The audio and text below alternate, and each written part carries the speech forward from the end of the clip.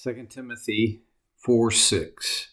For I am already being poured out like a drink offering, and the time for my departure is near. I think about this, and when I put myself back there in Timothy's sandals, if my mentor had written me this letter, and in his sandals, my mentor would have been in prison, and not a decent. We think of our prisons as inhumane, and I suppose by some measure they are, but compared to the prison that Paul, his last imprisonment, they're kind of they're not on the same planet. Knowing that, I get this letter, and Paul says, I am already being poured out like a drink offering. I would have known he's not talking about some casual, I'm just living the life, doing what I can. No, he knew. Paul was saying, the time for my departure is near. That's pretty easily interpreted, I would say, even for us. He's not talking about his departure to another place or another geographic location. He's not talking about his release from prison. He's talking about his death. In my years of ministry in church, I was pretty routinely confronted with death.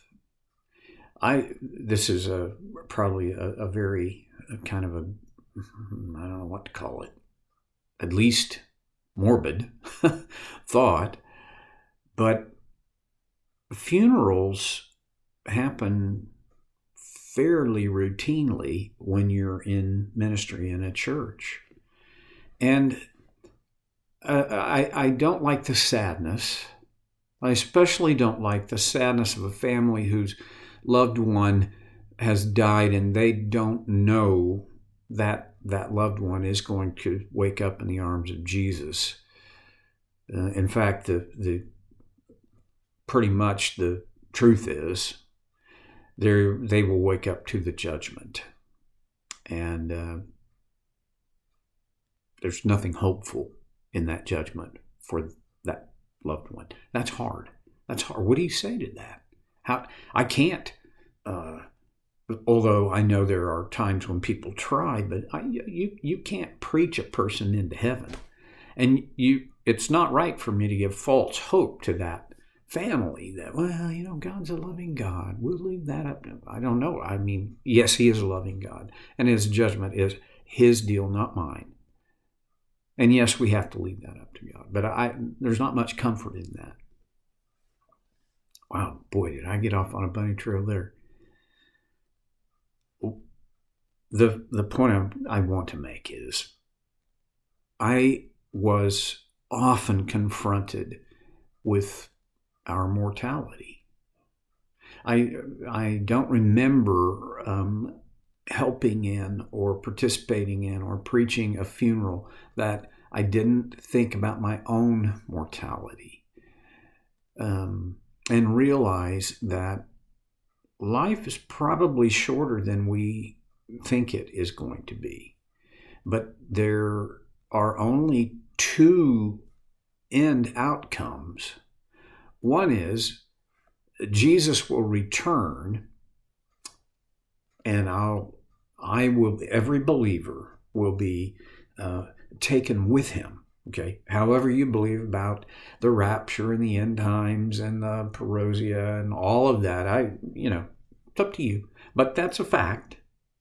Or else we all are going to die. But that's not a fact that we keep in the front of our mind. And I don't think it should be. But it is a fact that we need to bring to our mind on a somewhat regular basis. And the reason that it needs to get into the front of our mind, out of the back file folder, is because knowing that we are really only temporarily here, that informs me, it should inform everyone regarding how do I use the time I have. Okay, Paul knew this world was not his home. He could read the handwriting on the wall, and there's a real possibility that God had told him. We don't know. But he knew his mortality, and he, at the very least, had the strong impression that his life would end. Now, tradition has it that he was crucified. He was killed in Rome at the end of his last imprisonment, in which he was when he wrote the Second Timothy letter. And then he goes on to describe his life in an interesting way. Verse 7, I have fought the good fight. I have finished the race. I have kept the faith. All of these are in past tense. First, I have fought the fight. I think about Paul. I review what I can, what I know of his life as we have it preserved for us in the New Testament, in Acts and in his letters. Paul was a fighter, but he was not always looking to pick a fight. Now, there are people that we know who they're fighters, and they are always looking to pick a fight because that's who they are. I fight. That's not the sense in which I think of Paul. Paul was a fighter in the sense that he didn't give up. Look at his life. Through dozens of potentially life-ending, certainly life-threatening experiences. He talks about being in danger in the country, in danger in the city. He's talked about being stranded. He's been shipwrecked. He was stoned and left for dead. He was beaten with rods. He was scourged. He had, his life was not dull. His story was not even uneventful. And he looked back on it, and his assessment was, I have fought the good fight. Now, let's think about what fight he fought. What's the good fight? Now, sometimes I'm inclined to think, well, he fought against the lies of the devil and those who were, promoting those lies. Well, he did. But I think the good fight is he fought circumstances, and sometimes we never read about him physically fighting anyone, but I think he would have had some, certainly verbal fights.